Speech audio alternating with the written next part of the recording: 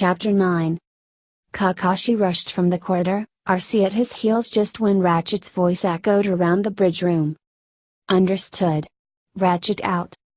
Kakashi stopped behind the medic and the white robot turned around, his face grim. I have contacted Optimus and others, he said. The beacon was a hoax. They were ambushed by a horde of Insecticons. RC cursed under her breath. Kakashi just raised his eyebrow. He obviously had no idea what an Insecticon was, but it didn't sound too good. Can you bridge them out? RC asked, moving to stand beside Kakashi. Ratchet shook his head. According to Optimus, there's too many of them now. Opening a ground bridge is too risky. We will have to wait. So, I'm going to send you to Wheeljack and Naruto. Kakashi nodded, his mouth a grim line under his mask. He should have known something like this would happen. Naruto wasn't a kid anymore, but he craved for action, and cabin fever really wasn't good for the young ninja. Being holed up underground made him do some bad and rash decisions.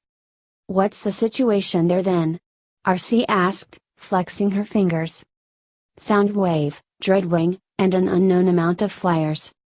Scrap, RC cursed. She glanced at Kakashi. Dreadwing is Megatron's first lieutenant. Soundwave is the chief of communications. And they were apparently tailed by a group of minions. Kakashi nodded curtly. He tried to imagine the foes he would be up against. He had almost no idea what to expect, and he did not like it one bit. So, what are we waiting for? The ninja asked. If he was going to fight against some giant robots, he might as well start right away. He didn't like not having enough information prior to battle. Back home he had had loads of experience, knowledge of thousands of jutsus, and now he was about to march into a combat situation with powerful enemies that didn't fight by the former rules. But then again, from the Decepticon's perspective, neither did he. Ratchet had a serious look in his blue eyes. I'll open a bridge for you. While the medic turned to activate the portal, RC straightened momentarily, then transformed into the blue motorcycle. Kakashi felt like he could never get used to watching that happen. Hop on, RC, the motorcycle said. How could she even talk when in that form? If the situation had been any less severe, Kakashi would probably have considered it a little longer, as riding such vehicles was something he had never done before. But now wasn't the time for hesitation. He remembered how Jack had always easily climbed to sit on the motorbike, and imitated the civilian kid as best as he could, carefully yet swiftly getting on the vehicle. His gloved fingers gripped the handles tightly. The posture he had adopted truly felt weird. A fleeting thought of Obito would have loved this entered his mind, leaving as fast as it had appeared, because suddenly there was a green vortex in front of them and RC's engines roared like thunder as the motorcycle shot forwards and through the portal. Kakashi instantly flattened himself as low as possible against the rushing wind. Of course he had traveled fast before, ninjas could move quite quickly with chakra, but this was somehow different, more loud and extreme, and this time he wasn't the one making the movement and setting the pace. And suddenly they were not in the base anymore, but in dark woods with rain clouds hanging heavy on the sky. RC raced forwards for a moment, heading forwards where Wheeljack's signal had apparently been before, braking and stopping as the terrain got rougher. Kakashi slid off, his knees a little shaky. The Autobot transformed back into her robot form, crouching beside him, one arm changing into a weapon of some sort, ready to be fired. As Kakashi straightened and tried to recover from the short yet affecting race, he started to hear voices over the sound of rain, explosions, cracks of breaking wood, distant shouts. There, RC said, her voice clipped, and pointed where red beams of light could be seen, not too far from them. Kakashi saw a tall form of a robot, a Decepticon, as it most definitely wasn't Wheeljack, running through the woods and firing at something. I'll get Naruto, you help Wheeljack, Kakashi said. RC just nodded. Be careful, they are flyers. Her eyes flashed. As the name indicates, they do fly. Thanks for the warning, Kakashi said with a grim smile that was quickly mirrored by RC. Then the blue bot rushed forwards, her footsteps getting fainter and fainter under the roar of the pouring rain. Let's get going then, he muttered and set off. The forest was very different to what they had back in Konoha. The trees were smaller and grew thicker, and it just felt different, smelled different. The sounds of battle grew louder and the beams of light brighter. There was a loud metallic crash from ahead and Kakashi increased his speed. He had to reach Naruto before dash. There was a roar of engines and something flying sped above him. Kakashi cursed and ducked instinctively. The Decepticon circled back and raced towards him, transforming while still on air and dropping heavily in front of him. The flyer straightened and looked down at Kakashi with expressionless visor. Kakashi darted behind large rocks, narrowly evading red beams of light, making the tree trunks behind him crack and explode. Well, that's new, he thought somberly while running, attempting to circle around the con. The rain fell down like a proper downpour, making forest floor muddy and slippery under his sandals. Kunai's would be useless against his metallic foe, he had gathered that much from the first encounter in the desert. He would have to choose his techniques carefully, as it would be the best to try to end the fight as soon as possible. The Khan only had to get one single hit and that'd be it. Suddenly he smirked. He started to rummage through his vest while ducking behind a big tree. His gloved fingers soon found what they were looking for, and he drew out an explosive tag from his pocket. He heard the flyer approaching. He stilled himself, taking a deep breath, and then darted from behind his cover, dodging the blasts from the triangular weapon, and dashed straight towards the Decepticon. He leapt and rolled, slamming the tag into what would have been, had it been human, the Khan's upper tight. The flyer started to turn, without a doubt aiming at his back again as he ran away from it. There was a loud explosion from behind him, and the metal cried and complained with a nasty screeching sound. He glanced back to see the flyer collapse to the ground, bits of metal lying everywhere. His lips twisted into a small smile. Then there was another sound of exploding metal, coming from the opposite direction RC had headed to. Naruto. He continued running, jumping over a fallen tree and a couple of rocks. The sounds of battle were growing stronger. He hastily tugged up the Hittite and opened the Sharingan, and the world became into a different kind of focus. There was another flyer ahead, already targeting him with its blaster and firing rapidly. The Sharingan whirled wildly in its socket as he evaded shot after shot, hands once more forming the very familiar seals. Mercury.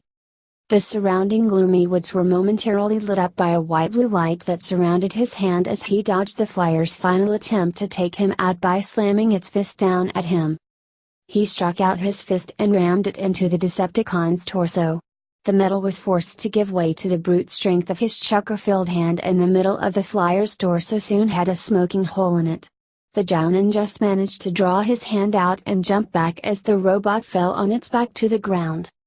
Well, that's something I haven't done before, he muttered.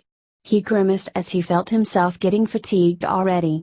He still hadn't fully recovered and couldn't waste too much chakra anymore. But he had no time to loiter around. He still had a student to find. That's when he heard the shout of agony echo around the woods. He was already moving, once again racing through the forest and towards the voice. The Sharingan continued to swirl as he ran forwards, his speed enhanced with chakra as the trees seemed to nearly blur around him. Then he saw it, the remaining flyer standing over Naruto, who was currently lying on the forest floor, trying to break out from the Khan's hold. He circled behind the enemy and approached, silent and deadly as the elite ninja he was. Another lighting blade was formed into his fist as he stormed towards the one remaining foe. The flyer turned its head to face him just when he was about to strike. The bluish light reflected from the blank visor. Then Kakashi slammed his fist into the Khan's face. Another explosion and sound of metal screeching. Another body of a Decepticon started to drop to the ground. He saw Naruto rolling away from the robotic corpse that hit the ground with a loud thud. Kakashi landed into a crouch a little away from Naruto and the now offline flyer. Or he at least attempted to, because as soon as his feet hit the ground his knees gave out and he fell to the wet ground. Maybe that last trakiri was a little too much, then, though before his eyes rolled back in his head and he slipped into the darkness. RC ran towards the battle, thinking if leaving Kakashi on his own had been the right choice or not. He was a human after all, small and fragile, and about to dive into a battle with an enemy he had no experience fighting before. He didn't even have any modern weapons, no guns to fight the cons with. She then berated herself angrily. Hadn't she been saying all week that there was something the ninjas weren't telling the Autobots? Hadn't she been suspecting some weird powers all that time their dimensional tourists had spent at the base? Well, now they could as well use them. RC smiled darkly as she dashed forwards. He hoped Kakashi would find Naruto before the kid got himself killed. She herself had a trouble attracting Wrecker to find. The sounds of the battle grew stronger and she managed to catch a glimpse of white metal between the trees. Then she emerged from the forest into a clearing filled with signs of battle. And that was where she found Wheeljack, fighting against both Dreadwing and Soundwave. The Wrecker was missing one of his swords already and was at the moment firing rapidly with his blaster and forcing Dreadwing to back off while simultaneously keeping off Soundwave's tentacles with the remaining blade. He was fighting like a true Wrecker he was, but it didn't change the fact that he was outnumbered and beginning to look increasingly weary. RC sped up, dashing towards the Decepticon communications chief who had just managed to block the Wrecker's sword while he was getting more and more preoccupied by Dreadwing, who was approaching despite the rain of blue bolts of laser fired at the first lieutenant's direction. RC jumped. Soundwave turned his head at her, but it was already too late. RC's heel kicked viciously at the con's chest and Soundwave was thrown backwards. RC landed on a crouch beside Wheeljack, who dodged a strike from Dreadwing and threw a punch at the large Decepticon's head, making him stagger backwards. "Nice you decided to join the party, RC," the White Wrecker said, grinning like a maniac. RC snorted. "Only 2 against 1? You getting rusty, Wheeljack?" The loose cannon of the Autobot sparked a laugh. "Me? Never." Then Heystone turned a little more serious. "The others?" RC narrowed her eyes as Soundwave picked himself off the ground and turned his empty visor to stare at them. "Not yet. Ratchet will send them as soon as possible. Kakashi went to find Naruto." Wheeljack let out an affirmative grunt and flexed his fingers to get a better hold of the sword. RC could hear Dreadwing approaching. "Then it's just you and me, eh?" Wheeljack said as RC leapt into action and darted towards Soundwave. For a moment the only sounds in the clearing were the harsh clashes of metal against metal and an occasional blast of a laser. The rain had subsided into a light drizzle, but the stormy-looking clouds continued to hover above them. RC evaded one of Soundwave's violet-tinted tentacles that tried to grab a hold of her arm. She batted the other one aside too, bringing up her blaster and firing at the con's head. Soundwave dodged but couldn't avoid the next punch delivered at the side of his face. With a cry, RC rushed forwards, only to feel one of the tentacles attach itself on her back. Soundwave tilted his head and threw her backwards like a piece of junk metal. She crashed violently into the muddy ground. Groaning, she opened her eyes and saw the tentacles approaching her again, only to be pulled back as Wheeljack, who had now lost his remaining sword too, fired at the sleek visored Decepticon. RC grunted and pulled herself up into a crouch. Swiftly she aimed her blaster at Dreadwing, firing with an annoyed snarl and distracting him enough so his punch aimed at the back of Wheeljack's head missed its target. Then she was back on her feet, her focus once again back on Soundwave. Scrap, she thought as she was once again in a vicious hand-to-hand combat with the communications chief. Where were the others? They couldn't keep this up forever. Suddenly there was a thunderous roar and 3 flyers sped over them. "Scrap!" RC shouted, kicking Soundwave in the chest and retreating a bit. She was once again back to back with Wheeljack, who seemed to have as rough a time as she was. "We have to wrap this up now. I have a feeling I know where the flyers are heading to." Wheeljack grunted and RC felt the Wrecker tapping her arm. Soon her fingers were tightly wrapped around a grenade. 13 seconds, see, he said, and engaged into a new fight with Dreadfaultwing. RC smiled grimly and sped towards Soundwave. A tentacle dived at her from the side, but she jumped over it, struck another one aside and moved to throw a punch at Soundwave's head. The con dodged. He didn't, However, have the time to evade the roundhouse kick the film slammed at the side of his face. The Decepticon staggered backwards and dropped to one knee, one sleek arm rising to wipe the mud of the visor. And RC had already thrown the grenade at his feet. She had barely time to transform and rush away from the blast. The motorcycle came to a halt at the edge of the clearing and she transformed back, crouching and looking at the scene of the explosion with narrowed optics. No sign of sound wave. RC. At the sound of Wheeljack's voice she snapped her gaze at Dreadwing, who was currently getting punched in the face by the wrecker, blue energon dripping down his chin. She stood up and soon the two Autobots were fighting the remaining enemy, kicking and striking and forcing him to retreat towards the forest. Wheeljack kicked him in the knee and Dreadwing staggered back with a grunt. After managing to dodge RC's kick by a wire's breadth, the Decepticon seemed to decide it would be best to retreat completely. Wheeljack tried to grab him by the wing as he transformed, but it was already too late, and he and RC looked as the Nemesis second in command sped off into the gray sky and away from the battle. RC let out a huff and Wheeljack laughed, swiping off a trickle of leaking energon from the corner of his mouth. The white wrecker had acquired a great deal of new scrapes and cuts all over his paint job and even a couple of rather nasty looking dents at his torso. She herself probably wasn't doing much better.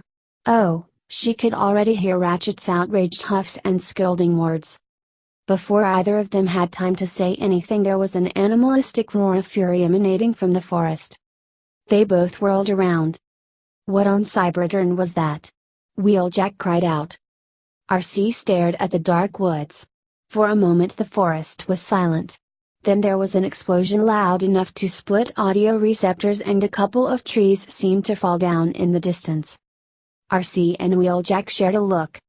Ratchet, RC said through the comlink as Wheeljack went to fetch his swords. Now would be a really good time for those reinforcements. As soon as Naruto saw the familiar bluish lighting crackling in the air behind the huge robot about to blast his head off, he got ready to move. The second the Decepticon turned slightly, absently releasing his slashed arm, he rolled away, grunting in pain but determined to get as far as possible. It would be a very stupid way to die by being crushed by a giant robot falling on top of you. There was a loud crash of exploding metal and their enemy dropped to the ground. Smoking bits and pieces fell everywhere. For a moment Naruto just lay there, catching his breath and enjoying the heartbeat beneath his ribs. Alive. Still alive. He groaned in pain as he dragged himself up into a sitting position. Where was Kakashi-sensei? Was he alright? Sensei. Naruto forced himself to his feet and staggered to the fallen form of his teacher. The blond boy grimaced and cradled his wounded arm with the other. Damn Khan. He could barely move his arm and it was bleeding sluggishly, staining his clothes and dripping to the ground. He dropped onto his knees on the wet ground and tried to wake his teacher. Sensei? Kakashi-sensei, can you hear me? He managed to turn the Hatake on his back with his healthy arm. Kakashi-sensei's eyes were both closed and he was breathing, though a little shallowly, and the Jounin seemed to be even paler than usual, the only splashes of color on his face being the stains of mud. He shook his teacher's shoulder slightly, then with a little more force.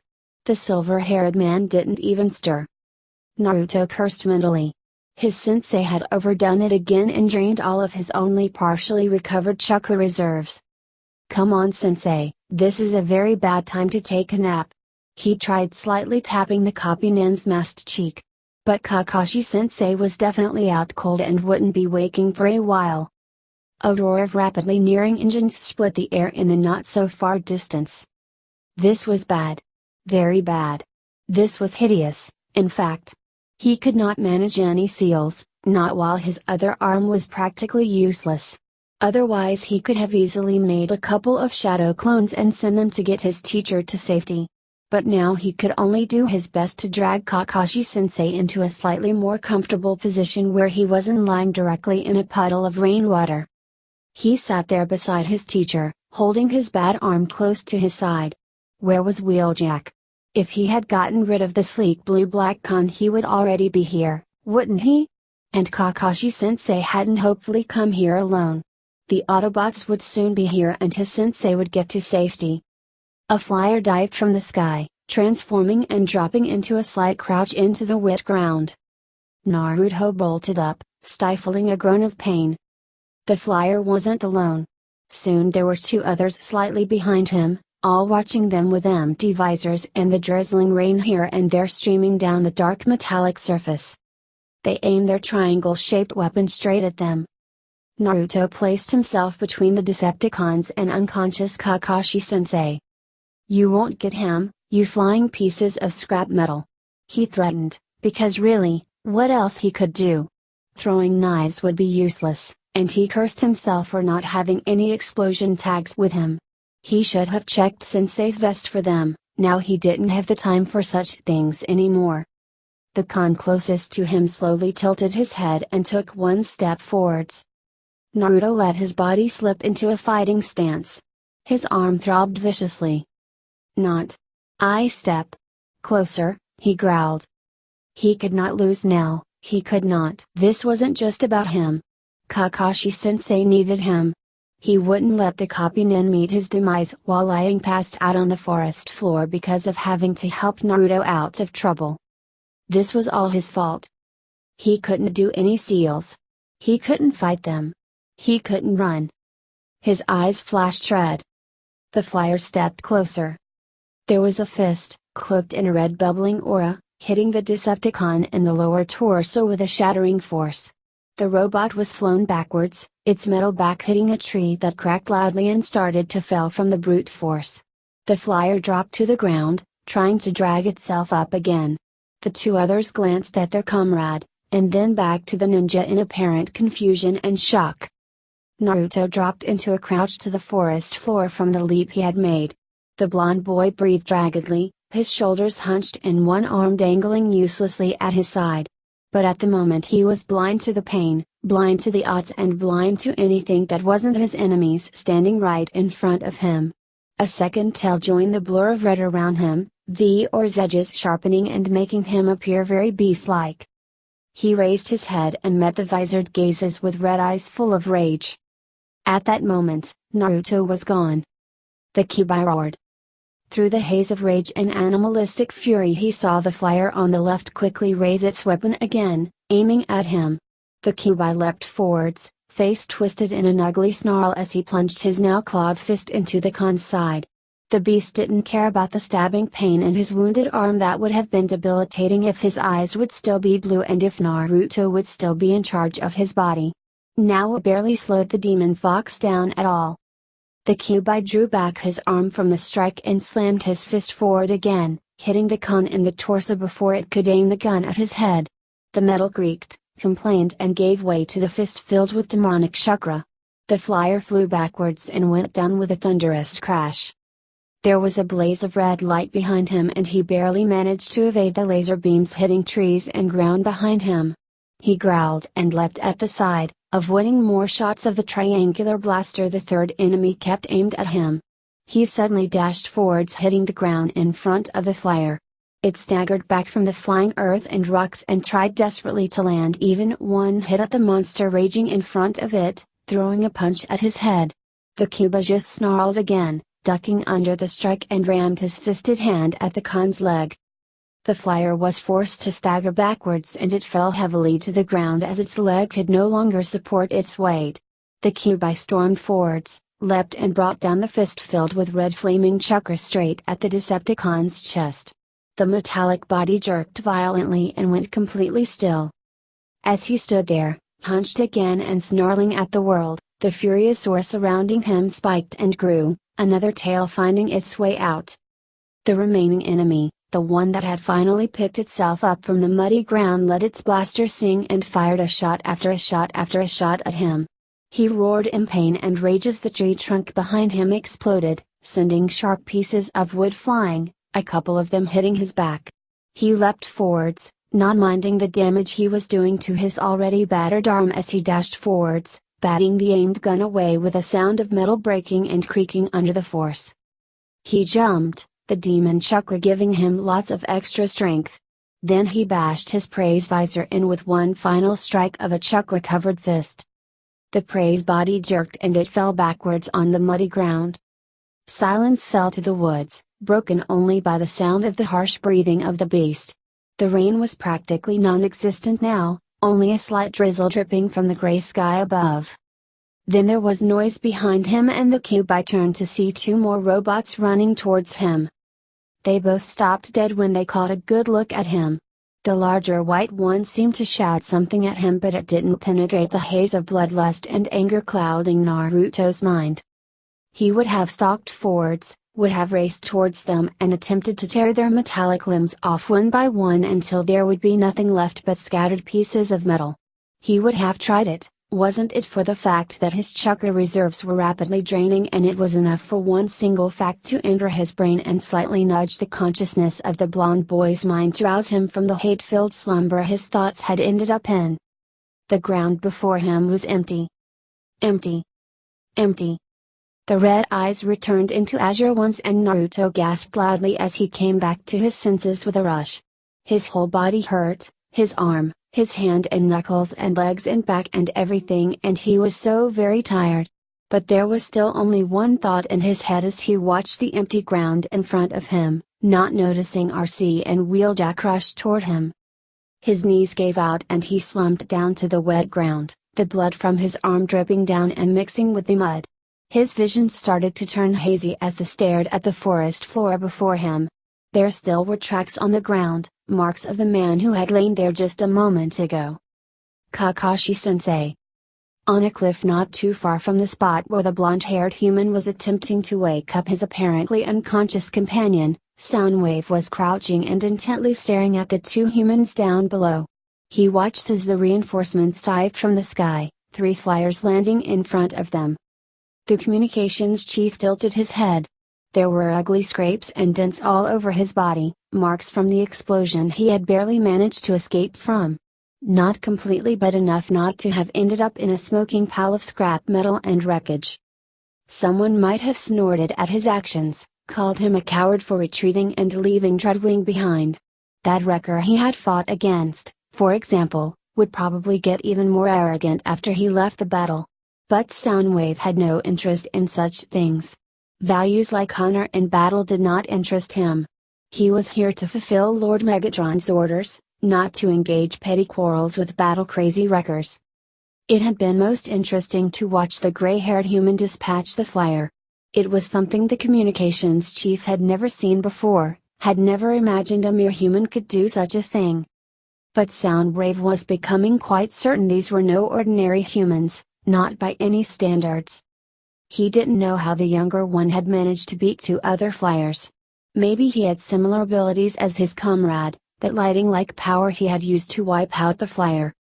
Suddenly there was a flare of something red from down below.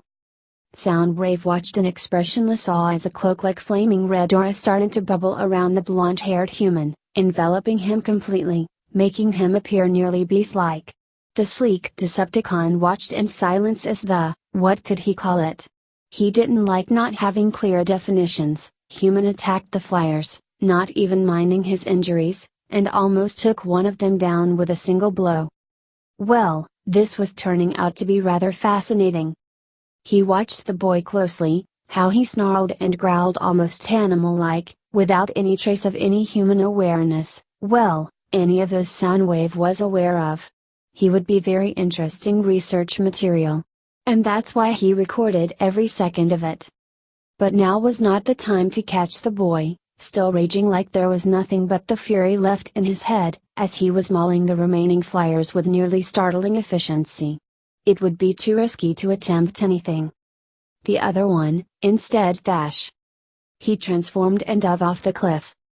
The boy didn't even notice, too busy to beat down the last of the flyers, as he gathered up the unconscious man from the ground and set the coordinates for the nemesis. Well, that's the ending of that chapter. I do hope you enjoy this video. If you like to see more, remember to hit that like button, subscribe to this channel and leave a comment down below. Until next time.